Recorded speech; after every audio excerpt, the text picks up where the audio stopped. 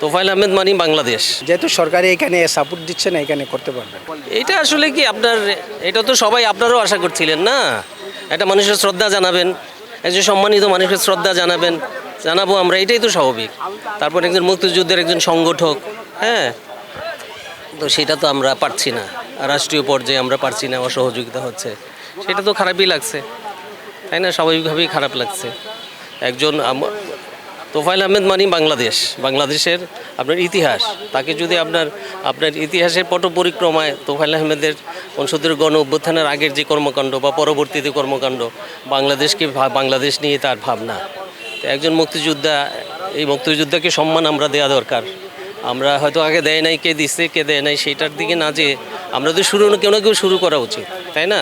না, এটা এই জায়গাটা তো ঢাকা বিশ্ববিদ্যালয়ের অধীনে, এখানে অনুমোদন ছাড়া তো কেউ আসতে পারবে না, এমনি তো কেউ আসবে না।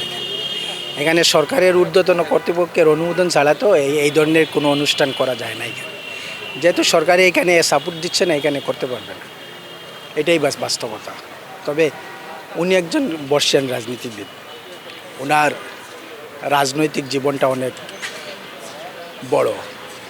মৃত্যুর শেষে যখন মানুষ মৃত্যু হয়, মৃত্যুর পর আর মানুষের কিছু থাকে না, তখন মৃত্যুর পর আল্লাহর পাকের কাছে উনি চলে গেছে।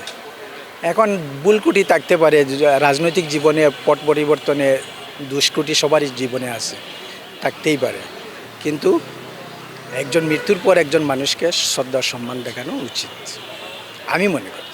একজন নিরপেক্ষ মানুষ হিসাবেও মনে করি যে এটা উচিত। আর এই জায়গাটা কিন্তু আমাদের বীর শহীদদের শহীদ মিনার, এখানে আমাদের শ্রদ্ধার একটা জায়গা। এখানে যারা বর্ষিয়ান অতীতে আমি দেখেছি অনেকেরই এইখানে শ্রদ্ধা নিবেদন হয়েছে, হয়তো এখন পট পরিবর্তনে হচ্ছে না।